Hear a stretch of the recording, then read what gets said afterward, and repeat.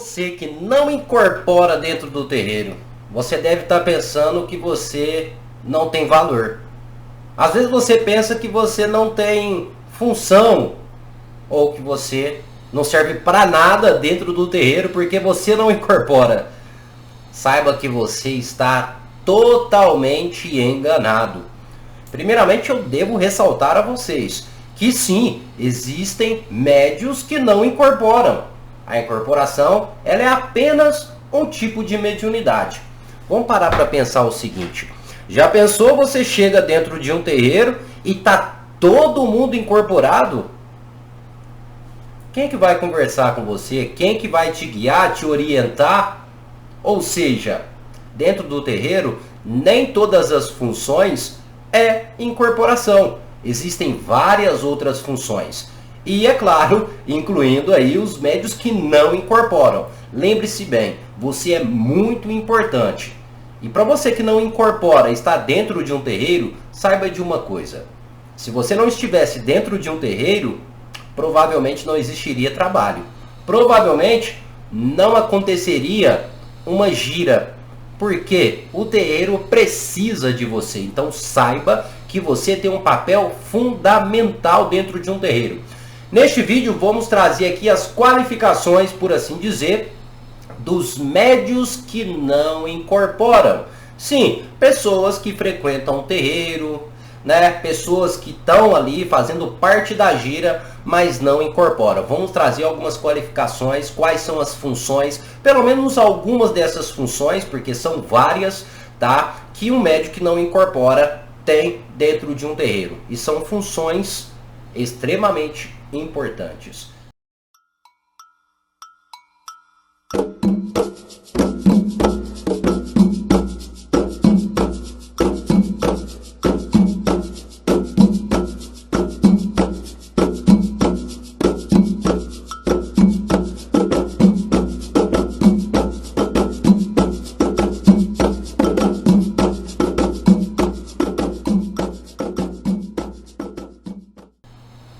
Antes de mais nada, se inscreva aqui no canal, curta esse vídeo e compartilhe com seu amigo. Lembrando que você está aqui no canal Tudo Sobre Umbanda, que é o maior canal de Umbanda do Brasil. Então não esqueça de se inscrever e, é claro, ativar as notificações para não perder os conteúdos que são diários, tá bom? Vamos lá, eu fiz uma separação aqui e eu vou explicando para vocês passo a passo para vocês compreenderem, tá?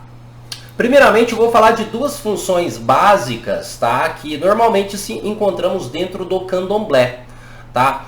Lembrando que vai existir uma diferença, tá? De candomblé para umbanda, tá? Porém, eu vou explicar para vocês. A primeira função é o famoso Ogã, tá? Eu acho que todo mundo sabe que o Ogã, né? Esse termo utilizado também dentro da umbanda, é conhecido por aquele homem ou por aquela pessoa que toca o atabaque, tá? Que toca ali a curimba, por assim dizer. Ele recebe este nome, ou este cargo, no caso dentro do candomblé, Ogã. Lembrando que Ogã é um cargo respectivo do candomblé. Na umbanda chamamos de tabaqueiro, curimbeiro, tá? Mas é claro que a Umbanda também se apropriou apenas da nomenclatura, ou seja, do nome. Então não vou dizer para vocês que é errado você chamar ali o tabaqueiro de Ogã. Mas você deve entender que Ogã é um cargo do candomblé, tá bom? Dentro da Umbanda, o Ogã é aquele responsável pelo toque. É aquele responsável para chamar as entidades ali no toque. Este Ogã, ele pode tanto ser homem quanto mulher. Ou seja, o tabaqueiro, o famoso tabaqueiro na Umbanda. Ele pode ser tanto homem quanto mulher. Tá? Lembrando que na Umbanda o Ogã em si não é um cargo. Tá? Na Umbanda se fala tabaqueiro. Porém, a Umbanda se apropriou do nome. Tá bom? A outra função também do Ogã dentro do terreiro de Umbanda é puxar o ponto. Nem sempre o Ogã na Umbanda ele vai tocar. Sim, existe tabaqueiros, por assim dizer, na Umbanda, que não tocam o atabaque. Eles são apenas responsáveis por puxar o ponto, ou seja, puxar a canção para chamar a entidade ou ali o espírito que fosse apresentar. Então aí a gente já começa com duas funções. O tabaqueiro dentro da Umbanda e o tabaqueiro que toca e o tabaqueiro que canta, tá bom? Esses médios provavelmente eles não vão incorporar. E se eles não estivessem dentro do terreiro, dificilmente ia ser um pouquinho complicado realizar os trabalhos. Já o termo Ogã dentro do candomblé se refere a um cargo mais complexo, por assim dizer. O cargo de Ogã dentro do candomblé normalmente tem várias funções, além de apenas tocar o atabaque. O Ogã também é aquele responsável para puxar o ponto dentro do candomblé, como também responsável por tocar atabaque, como outras funções. Vamos dar um exemplo básico. Dentro do candomblé existem os famosos Ogãs de faca, se é que vocês me entendem. Ou seja, é aquele Ogã que não toca o atabaque, porém é aquele Ogã que tem a permissão para realizar sacrifícios. Olha para você ver que interessante. Lembrando que eu estou falando brevemente, de forma resumida, para vocês compreenderem, tá bom? Próxima função, que também é um cargo e uma função do candomblé, que são as famosas equedes. Deixando bem claro que na Umbanda não se tem esse nome, ou seja, não se tem necessariamente esse cargo, mas algumas casas se apropriaram do nome, tá? Deixando bem claro, pessoal, que não há problema nenhum se em alguma casa de Umbanda existir ali uma pessoa que recebeu este nome de equede, mas devemos compreender que equede é um cargo do candomblé. A questão de utilizar-se o nome na Umbanda não quer dizer que têm as mesmas funções e são os mesmos cargos, tá? Umbanda e candomblé. Dentro da Umbanda, a equede também é aquela que tem a função de cantar um ponto, é aquela que tem função de auxiliar os médios que estão em desenvolvimento, é aquela que segura a gira e traz a firmeza também para o momento da gira. Uma coisa interessante que a equede, entre aspas, dentro da Umbanda, é aquela que normalmente vai ser o braço direito também do pai ou da mãe de santo, tá? Muitas das vezes considerado dentro da Umbanda como a famosa e conhecida mãe pequena. Normalmente essa pessoa que é uma mulher, deixando bem claro que é uma mulher, vai ser aquela pessoa sim, que vai ter a finalidade de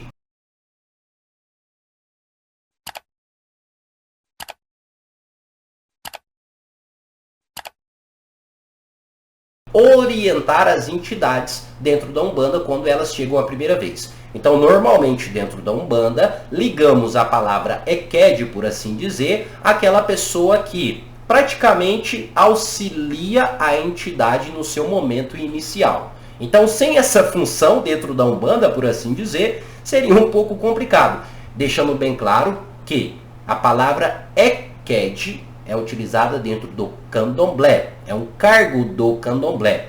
Na Umbanda, alguns utilizam a palavra com um significado diferente, por assim dizer, mas na Umbanda podemos falar que seriam cambones, ou que seriam mães pequenas, tá bom?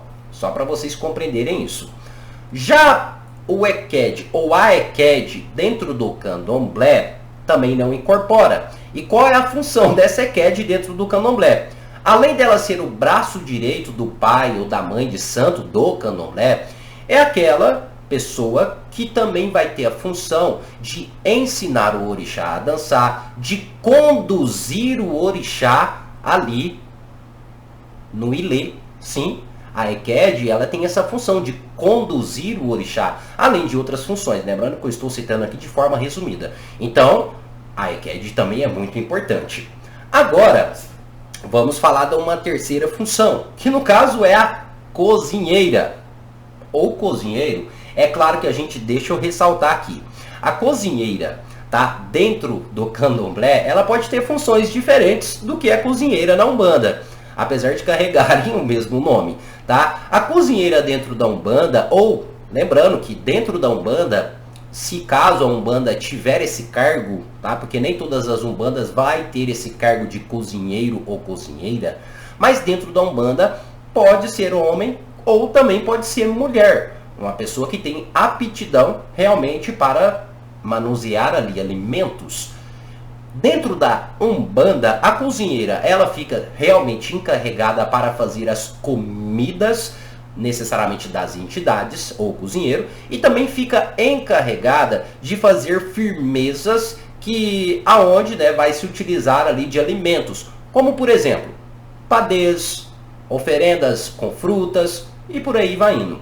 Dentro do candomblé, a cozinheira é apenas do sexo feminino. Ou seja, não tem cozinheiro necessariamente dentro do candomblé. Por mais que existam homens que saibam fazer, que dominam essa função, mas dentro do candomblé é apenas cozinheira. E dentro do candomblé, a cozinheira é a responsável por tudo que se refere à cozinha, tá? Comida para santo, festividades e por aí vai indo. Deixando bem claro que o candomblé é muito conhecido realmente pelas suas famosas comidas de santo, que em sua maioria quem é responsável são as cozinheiras. Deixando bem claro que essas pessoas normalmente não incorporam. Agora, a outra função, que no caso seria a última função, mas que teria várias etapas dessa função. Cada um pode ter ali um direcionamento. São os famosos cambones.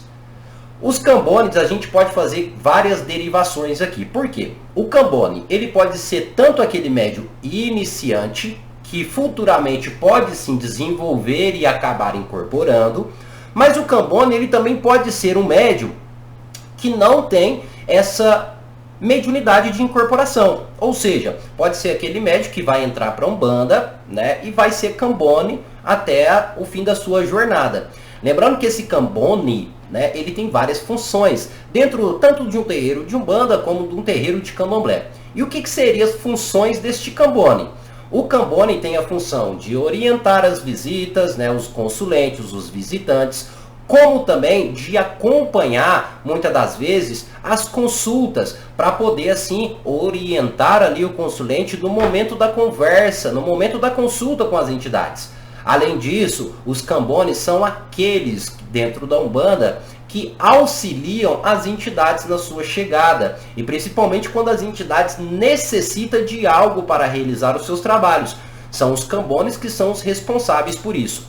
Além disso, os cambones também são responsáveis de cuidar das coisas das entidades, tá? E também de zelar pelo próprio terreiro. Só para vocês compreenderem, pessoal, se não existisse um cambone dentro de um terreiro de Umbanda, possivelmente não teria como existir uma gira, não teria como existir um trabalho. Vamos só compreender aqui. Quando uma entidade chega na Umbanda, vamos dar um exemplo aqui de um Exu. Quando o Exu ele chega na Umbanda, normalmente ele chega e ele vai pedir ali as suas ferramentas. Um exemplo seria a sua cartola, o chapéu, a sua capa, bengala, a sua bebida, o seu cigarro, o charuto, certo? Quem que vai servir ali o Exu? Quem que vai auxiliar Exu nesse processo? Será o cambone. O cambone que vai estar auxiliando quando o Exu necessitar de algo que seja preciso, às vezes, para realizar um trabalho. Às vezes, um preto velho vai fazer uma desobsessão espiritual. Às vezes, um preto velho vai dar passe, uma limpeza, um descarrego em alguém. Se não tiver um cambone ali para poder auxiliar aquela entidade naquele momento, normalmente essa limpeza, esse trabalho vai ser mais difícil ou às vezes nem vai ocorrer. Então, devemos compreender que o médium que não incorpora, pessoal, ele é muito importante dentro do terreiro, tá bom? Vamos compreender isso. Todos somos importantes dentro do terreiro. E não esqueça de uma coisa, a incorporação é apenas um tipo de mediunidade, é apenas um meio, não quer dizer que é a coisa mais importante dentro do terreiro. Deixando bem claro que eu nem citei aqui a outras, ou seja, os outros tipos de mediunidade, porque vamos dar um exemplo básico para vocês compreenderem. Como eu já falei para vocês que a mediunidade de incorporação é apenas, ou seja, é mais um tipo de mediunidade, eu também devo citar para vocês que existem vários outros tipos de mediunidade. Então, mesmo que você não incorpore dentro de um terreiro, você pode ser um médium sensitivo, você pode ser um médium auditivo, você pode ser um médium de clarevidência, e por aí vai indo. E todos esses tipos de mediunidade vão sim estar auxiliando nos trabalhos. Então não se esqueça, mediunidade que não seja de incorporação também é importante para os trabalhos. Espero que vocês tenham entendido. Deixa aqui nos comentários se você não incorpora, se você não carrega essa mediunidade, tá? Se você me perguntar, Patrick, então como é que eu faço para me descobrir se eu sou um Eked, um Ogã, um Cambone, um médio de incorporação? A forma para você descobrir isso é frequentando um terreiro, tá bom? Mas é isso, eu espero que vocês tenham gostado. Não esqueçam de curtir, de compartilhar e, é claro, se inscrever aqui no canal para não perder nenhum dos nossos conteúdos, tá bom? Pessoal, muito obrigado a cada um de vocês, até o nosso próximo vídeo e axé a todos.